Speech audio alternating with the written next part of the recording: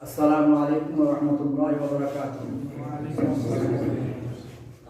नहमदुहु व नुसल्ली अला रसूलिहिल करीम, अम्मा बाद। फ़इन्न खैरल हदीस किताबुल्लाह व खैरल हदी हदी मुहम्मदिन सल्लल्लाहु अलैहि वसल्लम व शर्रल उमूरि मुहदसातुहा व कुल्लु मुहदसतिन बिदअह व कुल्लु बिदअतिन ज़लालह व कुल्लु ज़लालतिन फिन्नार। अऊज़ु बिल्लाहि मिनश शैतानिर रजीम। इन्नहु मन युशरिक बिल्लाहि फक़द हर्रमल्लाहु अलैहिल জান্নাহ। উপস্থিত সম্মানিত মুসলিম সমাজ, দ্বীনি ও মিল্লি ভাই এবং বুজুর্গ, সমস্ত প্রশংসা, সমস্ত গুণগান একমাত্র আল্লাহ পাক রব্বুল আলামিনের জন্য, যে আল্লাহ পাক রব্বুল আলামিনের অশেষ রহমতে, তার কৃপায়, তার দয়ায়, তার করুণায় আজ আমরা দুনিয়াতে বেঁচে আছি। সকলে বলুন আলহামদুলিল্লাহ। তারপরে পরে দরুদ এবং সালাম অবতীর্ণ হোক তাজদারে মদিনী রাহমাতুল আলামিন হযরত আহমদ মুস্তাফা মুহাম্মদ মুস্তাফা সকলের মহব্বতের সহিত বলুন সাল্লাল্লাহু আলাইহি ওয়াসাল্লামের প্রতি আল্লাহুম্মা সাল্লি আলাইহি আল্লাহুম্মা বারিক আলাইহি। আমি আপনাদের সামনে বেশি লম্বা আলোচনা করব না, দুই একটা কথা বলবো ইনশাআল্লাহ। কিছুক্ষণ আগে আপনারা একটা বক্তৃতা শুনলেন শিরক সম্পর্কে। শিরক, তারপর শৈশি র ক শিরক।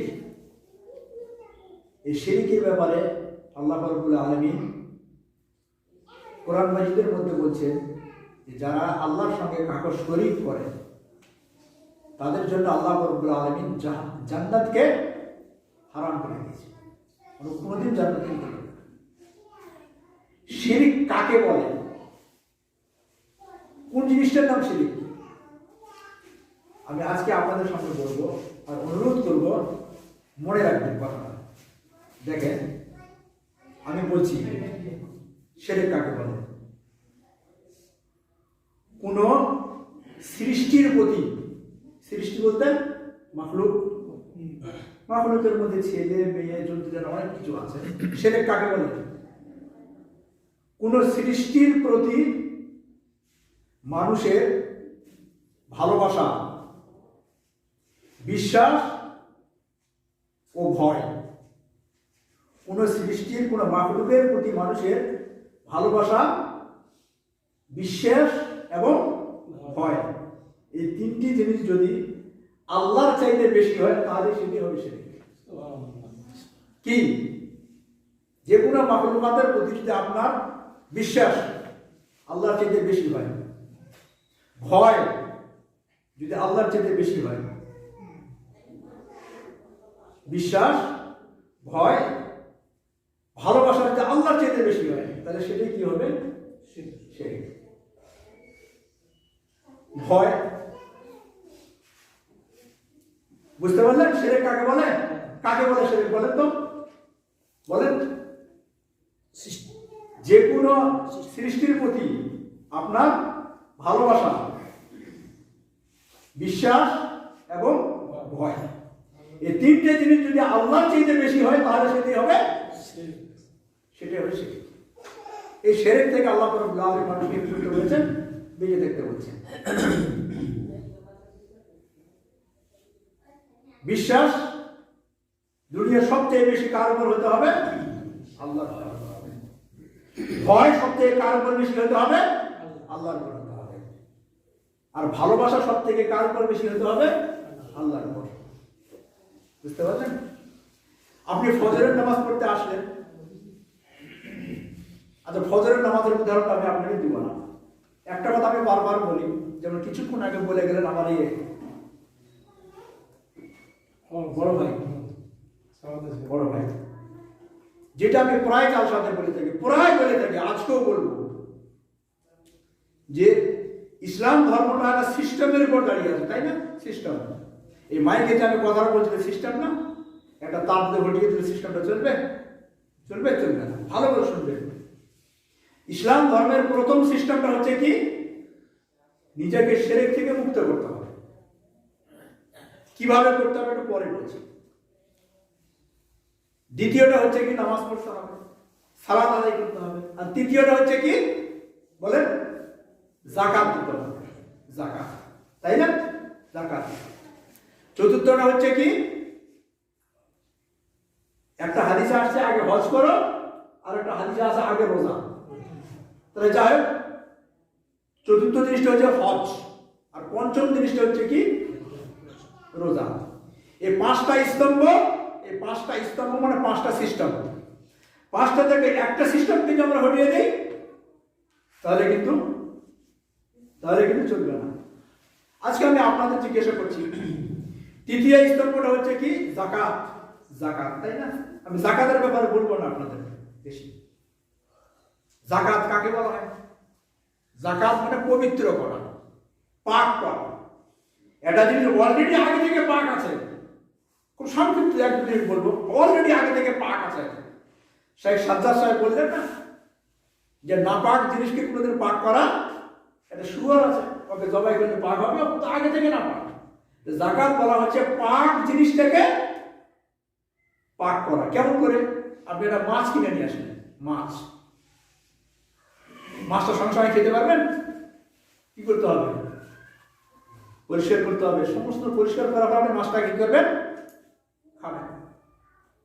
পরিষ্কার না করলে খাওয়া যাবে না। যাকাত হচ্ছে কি আপনার মাল থেকে আপনি কিছুটা অংশ, আপনার মাল থেকে কিছুটা অংশ গরিব গোরাবাদের জন্য দিয়ে দেবেন। এটাই হচ্ছে আপনার মালের পবিত্রতা, এটাই মালের পবিত্রতা। যাকাত 6 প্রকার, কতগুলো বলছি না। একটা ওষুধ, যেটা বললে আমার ভাই বললেন ওষুধ। ওষুধ কাকে বলে? ওষুধ কথাটার অর্থ হচ্ছে 10 ওষুধ। আপনি যে ফসলটা করলেন, এই ফসলটাতে এখন তো আর আকাশের পানি দিয়ে হয় না, এখন খরচা লাগছে পুরা। যদি খরচাটা তো আগেকার যুগে ভাদে কি ধান লাগাতেন না, খরচা কম হতো। ওই সমস্ত ফসল, যে সমস্ত ফসলের খরচা খুবই কম হয়, সেই সমস্ত ফসলের 10 মণে 1 মণ দিতে হবে। আর যে সমস্ত ফসলের খরচা প্রচুর, যেমন আজকাল সারের দাম, বিষের দাম, পাটের দাম, এগুলোতে 20 মণে কয় মণ দিতে হবে? 1 মণ দিতে হবে। 20 মণে 1 মণ। যদি 20 মণের 1 মণ আমরা না দেই তাহলে আমাদের ওই জিনিসটা কিন্তু হালাল হবে না। ধানটা কেটে নিয়ে আসলাম বা গমটা আসলাম, যদি 20 মণে 1 মণ যদি ওষুধ আমরা না দেই তাহলে কিন্তু ওটা হালাল হবে না। ওটা যেটা মুরগি খায়, মুরগিটাও হারাম খেলো, বাড়িতে ছোট ছোট বাচ্চা ওটাও হারাম খেলো। এখানে আমার প্রশ্নটা হচ্ছে, আমরা ওষুধ দেই? বলেন দেই না। কেন দেই না? মালের প্রতি আমাদের ভালোবাসা, এতই মালের প্রতি ভালোবাসা, ওই ভালোবাসার কারণে আমরা ওষুধ দেই না। আমি আপনাকে শিরকের ব্যাপারে কি বললাম? আল্লাহর যে কোনো সৃষ্টির প্রতি যদি আল্লাহর চেয়ে বেশি ভালোবাসা হয় তাহলে সেটা কি হবে? তাহলে এখানে ভালোবাসাটা কার প্রতি করলেন আপনি? মালের প্রতি। কতটুকু ভালোবাসা করলেন? ইসলামের স্তম্ভটাকে ভেঙে চুরচুর করে দিলেন। আর মুসলমান ওদের গরিব। তাহলে এখানে ভালোবাসাটা আল্লাহর চেয়ে বেশি করলেন, তাহলে এটা কি হলো? শিরক হলে চলে না, হলে চলে না।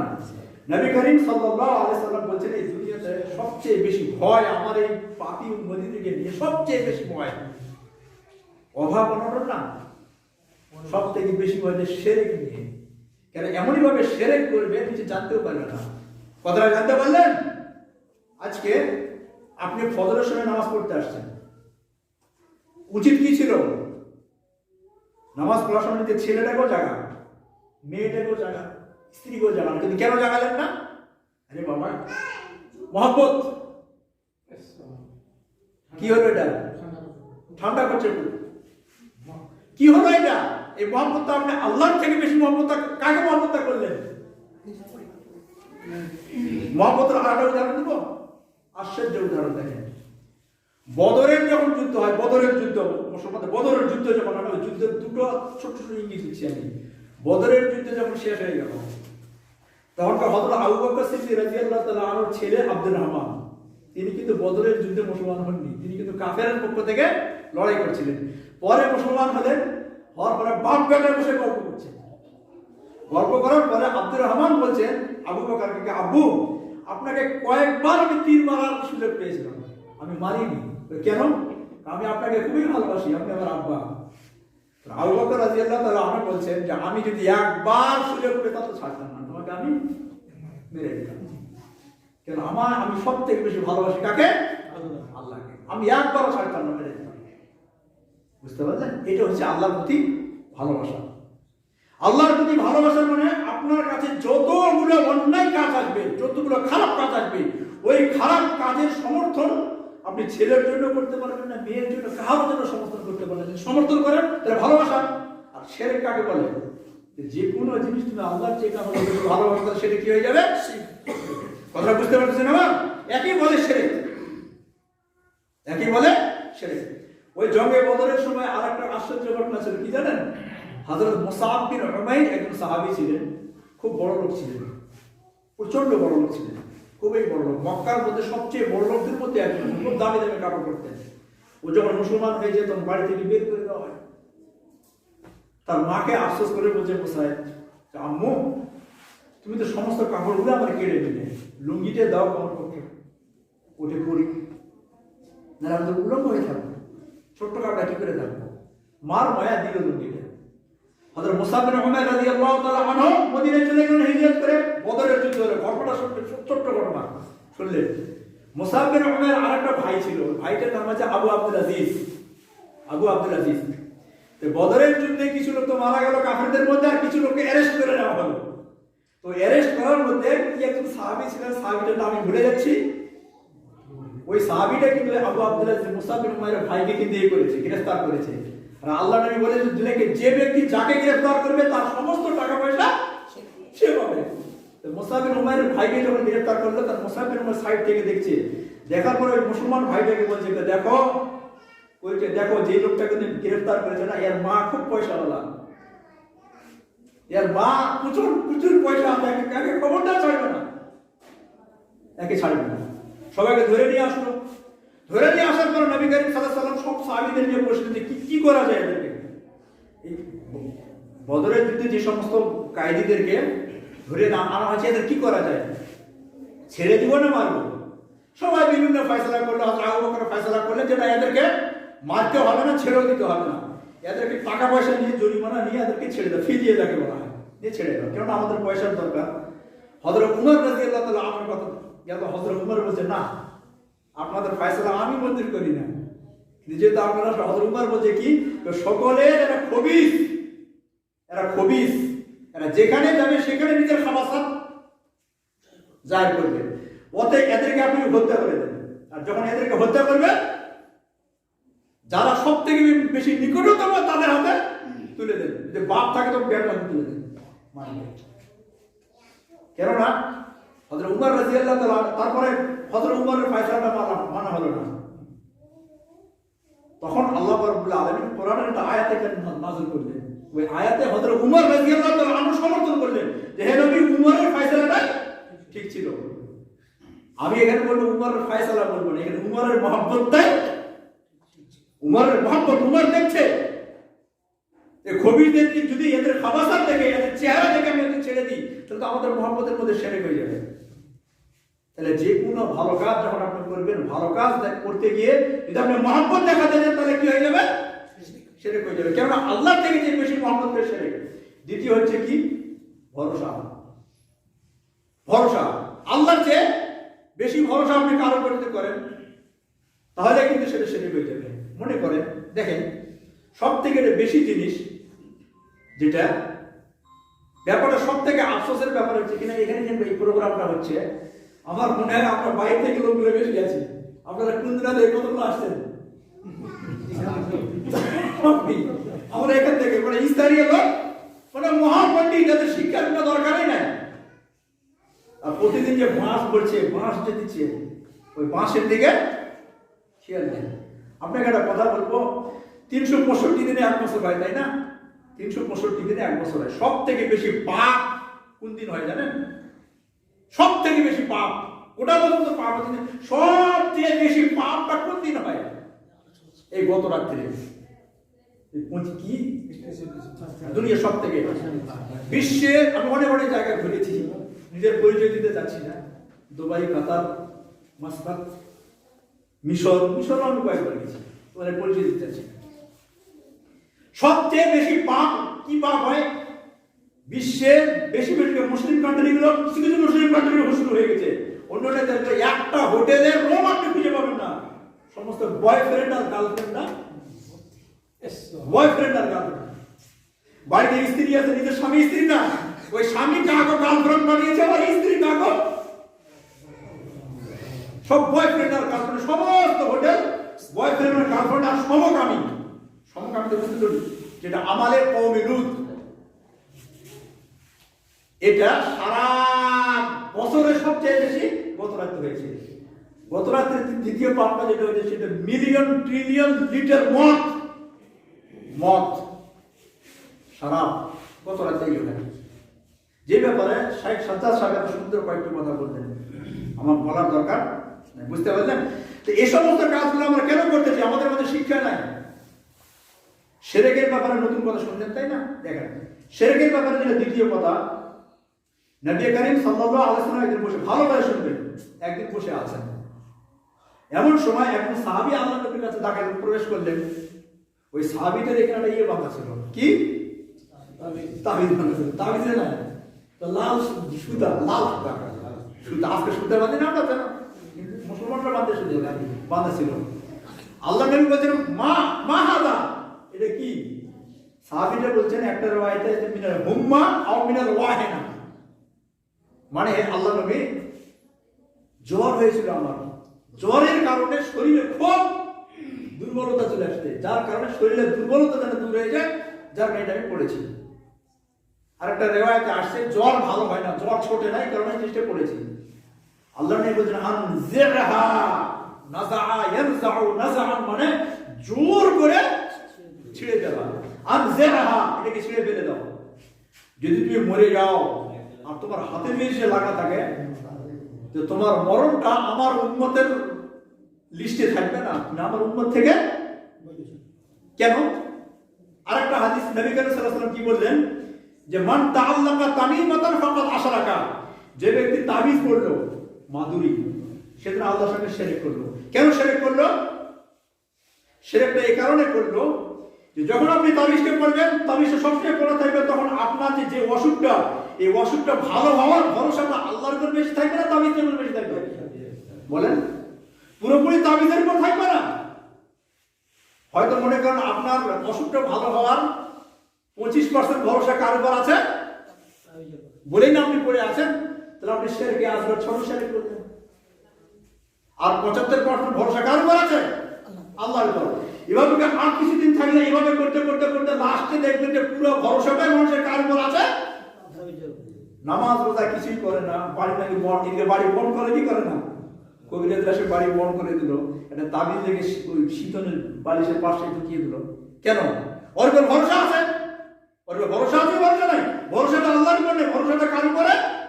এখানে ভরসার মধ্যে শিরক হয়ে গেল। আমি কি বললাম, যে কোনো জিনিসের প্রতি যে আল্লাহর চেয়ে আপনি বেশি ভরসা করেন, তাহলে সেটা কি হয়ে যাবে? সেটা কি হয়ে যাবে? শিরক হয়ে যাবে। কেননা দেখেন, সবচেয়ে শিরকের ব্যাপারে আমরা বুঝতে যাই, পড়তে যাই, সবচেয়ে আমরা যেটাতে ভুল করি, মানে ছাত্রদেরকে ভালো করে বুঝাইতে পারেন, সেটা হচ্ছে কেন দেখেন, যেমন ভালো করে শুনবেন, আমরা জানি আল্লাহর নাম আছে না, কি আল্লাহ? আর রহমান, আর রহিম, আল্লাহর নামগুলো আছে কি না? না, এই সমস্ত নামগুলোকে বলা হয় গুণবাচক নাম।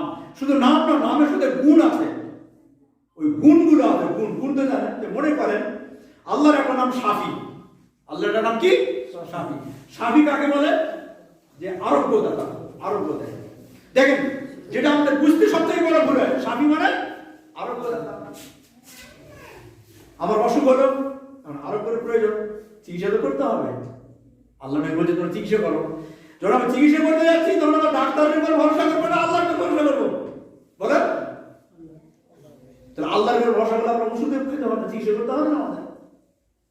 এখানে ডাক্তারের উপরে ভরসা করতে হবে, আল্লাহর উপরও ভরসা করতে হবে। তো ডাক্তারের ভরসা, আল্লাহর ভরসার মধ্যে পার্থক্যটা কি? এই পার্থক্যটা যদি আমরা না বুঝতে পারি, তাহলে আমাদের জন্য কি হয়ে যাবে? দেখেন, একটা হচ্ছে অরিজিনাল ভরসা, আর একটা হচ্ছে ডুপ্লিকেট ভরসা। আল্লাহর উপর আমাদের অরিজিনাল ভরসাটা করতে হবে, আর ডুপ্লিকেট ভরসা কার উপর করতে হবে? যেটাকে বলা হয় আত-তাওয়াক্কুলুল হাকিকি, আর একটা বলা আত-তাওয়াক্কুলুল মাজাজি। রাজ্জাক মানে কি?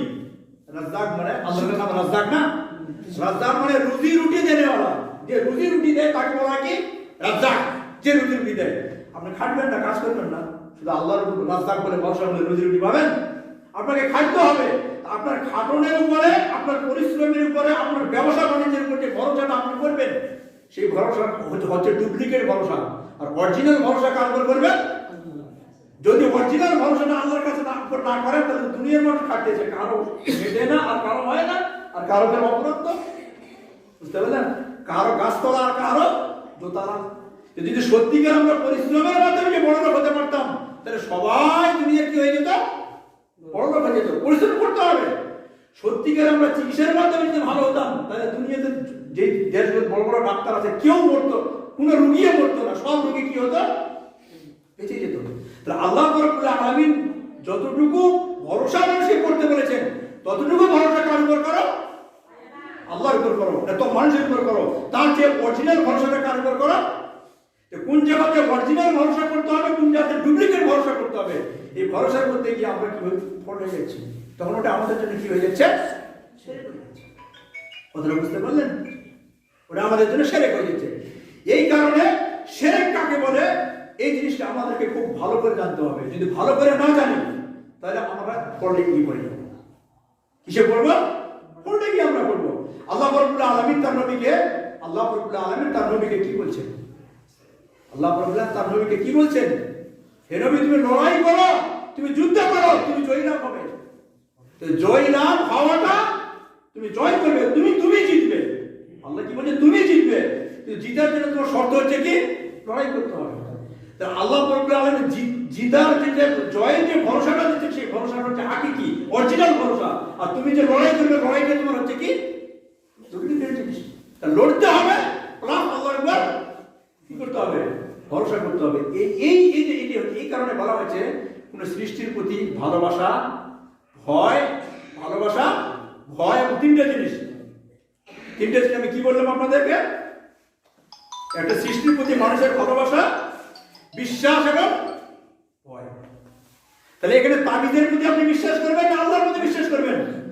বলেন। আল্লাহর প্রতি, তাহলে তাবিজটা কেন করবেন? এটা হচ্ছে আমাদের এই জিনিস আমাদের ফল হচ্ছে। এরপরে যে আমার কাছে সময় তো নাই, আমি শেষ করে দিচ্ছি।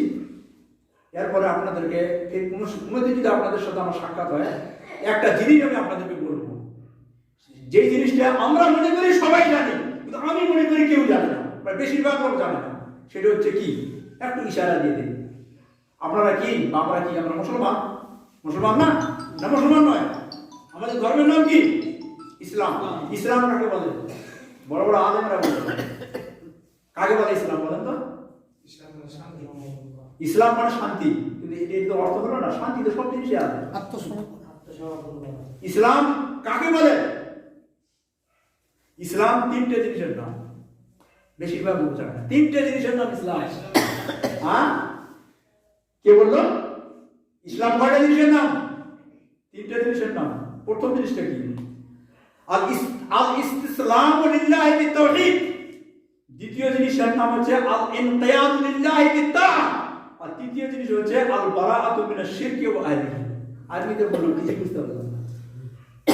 এই তিনটা জিনিসের নাম ইসলাম। তাহলে আমরা তো ইসলাম মানেই জানি শুধু শান্তি শান্তি শান্তি। আরে বাবা রে, এইভাবে কিভাবে শান্তি আসবে?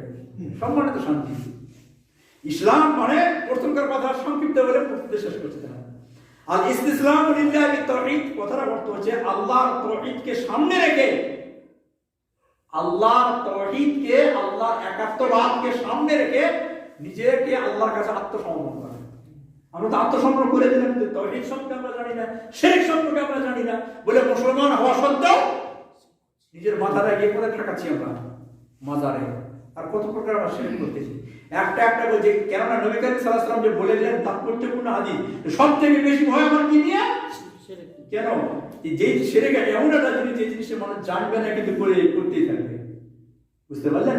এখানে বলা হয়েছে এক ঈশ্বরবাদ, আল্লাহকে এক মেনে আল্লাহর কাছে আত্মসমর্পণ করা। কিভাবে?